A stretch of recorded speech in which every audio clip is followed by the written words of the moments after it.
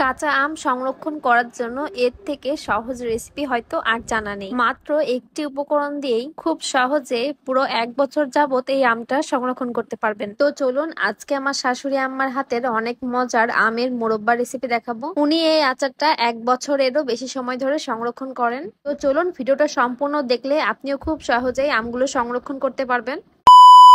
এখন তো কাঁচা আমের সিজন চলছে, এখনো আম পাকতে বেশ সময় লাগবে। বাড়ি মাথায় আসে যে কাঁচা আমগুলো কিভাবে সারা বছর সংরক্ষণ করা যায়। এজন্য আমরা বিভিন্ন ধরনের আচার তৈরি করি। আজকে দেখাবো মাত্র একটি উপকরণ দিয়ে কিভাবে আপনারা এই আচারটি তৈরি করতে পারবেন। তো প্রথমে আমাদের লাগবে অনেকগুলো আম। এখানে 10 কেজির মতো আম নিয়েছি। তো 5 কেজি আম দিয়ে আজকে আচারটা তৈরি করব। এই আচারের জন্য এই আমগুলো একদম পারফেক্ট ছিল। আমের আটিগুলো একটু শক্ত হয়ে এলেই সেই আমের আচার খেতে অনেক বেশি ভালো লাগে। তো আমি আমগুলো ছুলে দিচ্ছিলাম আর এইখানে আমার শাশুড়ি আম্মা এই আমগুলো কেটে নিচ্ছিলেন। আমের আটিগুলো বেশ শক্ত হয়ে গিয়েছে, এত পরিমাণ শক্ত হয়েছে যে আমি কাটতেই পারছিলাম না। এইখানে আমার শাশুড়ি আম্মা সুন্দর করে এগুলো কেটে নিচ্ছিলেন। আমগুলো কাটার আগে খুবই ভালোভাবে পরিষ্কার পানি দিয়ে কয়েকবার ধুয়ে নিয়েছি, জন্য আর আমগুলো কাটার পরে ধোয়া লাগবে না। আমগুলো কিন্তু বেশ বড় সাইজের ছিল।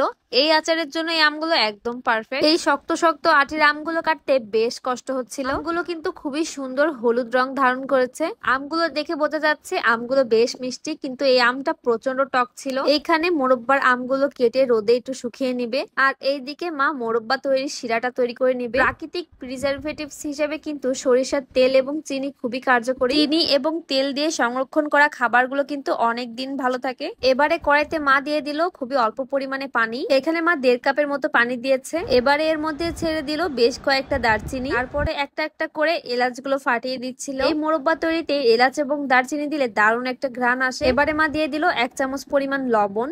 লবণ দেওয়ার পরে এখানে মা দিয়ে দেবে পরিমাণ মতো চিনি। যেহেতু আজকের মোরব্বাটা শুধুমাত্র চিনি দিয়েই হবে, এই আচারে চিনির পরিমাণটা অনেক বেশি লাগে। মোরব্বা তৈরি করার চিনি কিন্তু সবসময় বেশি লাগে। তো এখানে মা 3 কাপেরও বেশি পরিমাণ চিনি দিয়েছিল, প্রায় 1 কেজি পরিমাণই চিনি দিয়েছিল। বেশি করে চিনি না দিলে কিন্তু এই আচারটা খেতে একদমই ভালো হবে না। আমগুলো কিন্তু খুব তাড়াতাড়ি গলে যাবে এবং একদম ঘন্ট হয়ে যাবে। এবারে খুব ভালোভাবে মা জাল করে নিচ্ছিল। যেহেতু এটা একদম দেশি চিনি, যার কারণে একটু কালার লাল দেখাচ্ছে। একটু জাল করার পরে দেখেন কত সুন্দরভাবে ঘন হয়ে এসেছে চিনির শিরাটা। এদিকে চিনির শিরাটা অনবরত নাড়তে হবে, আর এইদিকে এই তো কাটা আমগুলো কি সুন্দর করে রোদ খাচ্ছিল। তো এই আচারের আমটা বেশিক্ষণ রোদ্রে দেওয়া লাগবে না। আমগুলোর গায়ে কিন্তু অনেক পরিমাণে মাংস ছিল। এই মোরব্বাগুলো তৈরি করতে কিন্তু এইরকম আমই লাগবে। কারা কারা এই আমের মোরব্বাটি তৈরি করেছেন অবশ্যই কমেন্টে জানিয়ে যাবেন। আপনারা এই মোরব্বা তৈরির আমটি ভালো করে কাটা চামচ দিয়ে ফাঁকিয়ে নিতে পারেন। আমার শাশুড়ি এখানে বটি দিয়ে 3-4টা ফাঁকিয়ে নিয়েছে, যাতে করে আমের মধ্যে খুব ভালোভাবে চিনিটা ঢুকে যায়। এবারে মা কেটে রাখা আমগুলো চিনির শিরার মধ্যে দিয়ে দিল। যারা আমার ভিডিওটি এতক্ষণ দেখছেন তাদেরকে অসংখ্য ধন্যবাদ। আমার কাছে তো এই আচার তৈরির রেসিপিটা অনেক বেশি সহজ মনে হয়েছে, তাই আপনাদের সাথে শেয়ার করলাম। এবারে মা ভালোভাবে চিনির শিরাটা আমের গায়ে লাগিয়ে নিচ্ছে। এবারে বেশ অনেকক্ষণ যাবত চুলায় রান্না করে নিতে হবে। এখানে কিন্তু এক্সট্রা কোনো হলুদ ব্যবহার করা হয়নি, তবুও আমের মোরব্বা গুলোর কি দারুণ কালার এসেছে আপনারাই দেখুন। এবারে দিয়ে দিলাম খুবই সামান্য পরিমাণে ভিনেগার। এখানে ভিনেগার বা সাদা সিরকাটা ব্যবহার করেছি। আপনারা চাইলে এটি স্কিপ করতে পারেন। ভিনেগার না দিলেও এই চিনির শিরার মধ্যে এই আমটা অনেক দিন যাবত ভালো থাকবে। আচারটা একদম সম্পূর্ণ হয়ে গিয়েছে। এবারে আমার শাশুড়ি আমার নামিয়ে নিলেন। এবারে আমি গরম গরম একটা আচার টেস্ট করব। এলাচ এবং দারচিনি দেওয়ার কারণে দারুণ একটা ঘ্রাণ আসছিল। আজকে এই অনেক সহজ আমের মোরব্বা রেসিপিটা আপনাদের কাছে কেমন লেগেছে অবশ্যই কমেন্টে জানাবেন। ভিডিওটা ভালো লেগে থাকলে অবশ্যই একটা কমেন্ট করে দিবেন। এবারে আমি আচারগুলো একটা কৌটার মধ্যে ঢেলে নিব।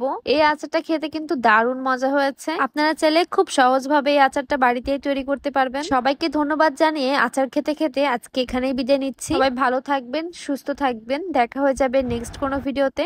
আল্লাহ হাফেজ, আসসালামু আলাইকুম।